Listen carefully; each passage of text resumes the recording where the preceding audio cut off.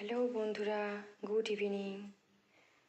আশা করি আপনারা সবাই ভালো আছেন, আমিও ভালো আছি। তো চলুন আজকে ইভিনিংয়ে কিছু একটা বানিয়ে ফেলি। তো আজকে হবে কেক, ফ্রুট কেক। ফ্রুট কেকের জন্য আমি এই বাটির হাফ বাটি সুজি নিয়ে নিয়েছিলাম, আর এই বাটির হাফ বাটি দুধ নিয়ে নিয়েছিলাম। আমি ভিডিওটা প্রথমেই করেছিলাম, কিন্তু পজ করতে ভুলে যাওয়ার জন্য ভিডিওটা আমার অসম্পূর্ণ হয়ে যায়। তো যাই হোক, আমি দেখিয়ে দিলাম। দুধ নিয়ে নিয়েছিলাম আর 4 চামচ চিনি নিয়েছিলাম। এই চামচের 4 চামচ চিনি নিয়ে নিয়েছিলাম। তো এটা আমি কিছুক্ষণ ভিজতে দিয়েছিলাম। তারপর আমি এই যে মিল্ক মেড নিয়ে নিয়েছি, এটা আমি এই চামচের 4 চামচ দেবো এর মধ্যে। এই যে আমি এই চামচের 4 চামচ মিল্ক মেড নিয়ে নিয়েছি। এরপর এটাকে আমি পুরো গুলিয়ে নেব। এরপর আমি এই বাটিরই 4 চামচ, মানে এই চামচটা 4 চামচ আমি ময়দা এর মধ্যে অ্যাড করে দিয়েছি। দিয়ে আমি ভালো করে এটাকে গুলিয়ে নিলাম। ব্যাটারটা এরকম ঠিক হবে। কেকের ব্যাটার কিন্তু একদম রেডি। তারপর দেখাচ্ছি এর মধ্যে কী কী অ্যাড করব। এটা কিন্তু এগলেস কেক। তারপর এর মধ্যে আমি একটু যৎসামান্য আমি নুন দিয়েছি, আর একটু তেল দিয়ে দেবো, সাদা তেল, গাদা না, অল্প। তাহলে এর মধ্যে আমি এই চামচের হাফ চামচ বেকিং পাউডার, বেকিং সোডা আর ভ্যানিলার এই যে ঢাকনাটা একটুখানি ভ্যানিলা এর মধ্যে অ্যাড করলাম। দিয়ে তারপর আবার ফাটিয়ে নেব। আর হ্যাঁ, কেকটা আজকে কিন্তু আমি ভাপে করব। জল আমি গরম করতে বসিয়ে দিয়েছি। বেকিং সোডা আর বেকিং পাউডার দেওয়ার পর আমি কিন্তু এটাকে প্রচণ্ড পরিমাণে ফাটিয়ে নিয়েছি। যত ফাটাবেন কেক তত ভালো স্পঞ্জিং হবে। আর আমার কেক মোল্ড নেই, যার জন্য আমি এই একটা অ্যালুমিনিয়ামের বাটি নিয়ে নিয়েছি। এর মাপ করে আমি একটা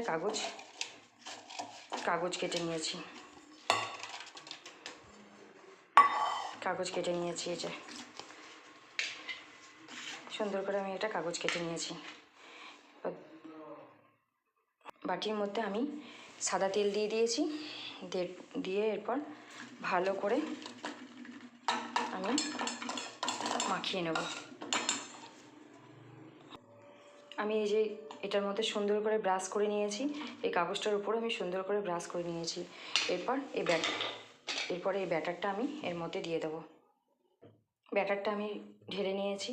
বাটিটা এতটাই পরিমাপ নিতে হবে যাতে স্পেস পাওয়া যায়, কেকটা যাতে ফোলে।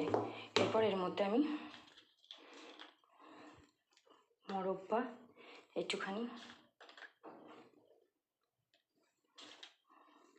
মোরব্বা আর একটু কাজু এর মধ্যে দিয়ে দিলাম।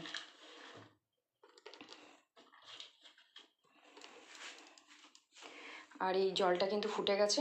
এরপর এখানে আমি একটা স্ট্যান্ড বসিয়ে দিয়েছি। এরপর এটা কিন্তু আমি এখানে দিয়ে দেবো, স্ট্যান্ডের উপর দিয়ে দেবো।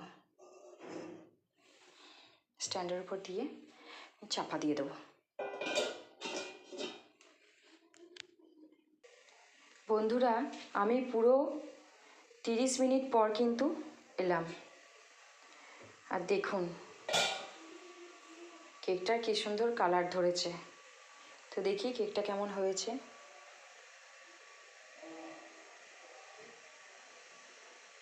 কেকটা কিন্তু হয়ে গেছে। আমি স্টিমটা এখন বন্ধ করে দেবো। তারপর এটাকে নামিয়ে নেব।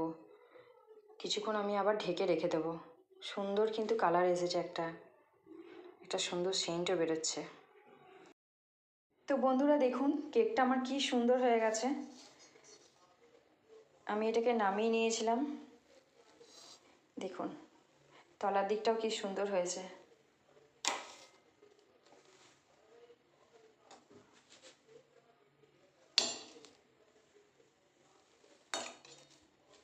একদম পুরো স্পঞ্জ কেক হয়ে গেছে।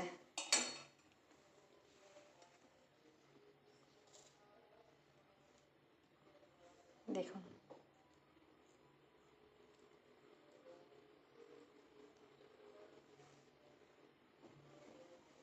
তো ঠিক আছে বন্ধুরা, আপনারা সবাই ভালো থাকবেন, সুস্থ থাকবেন। আসছি আবার কালকে একটি নতুন ভিডিও নিয়ে।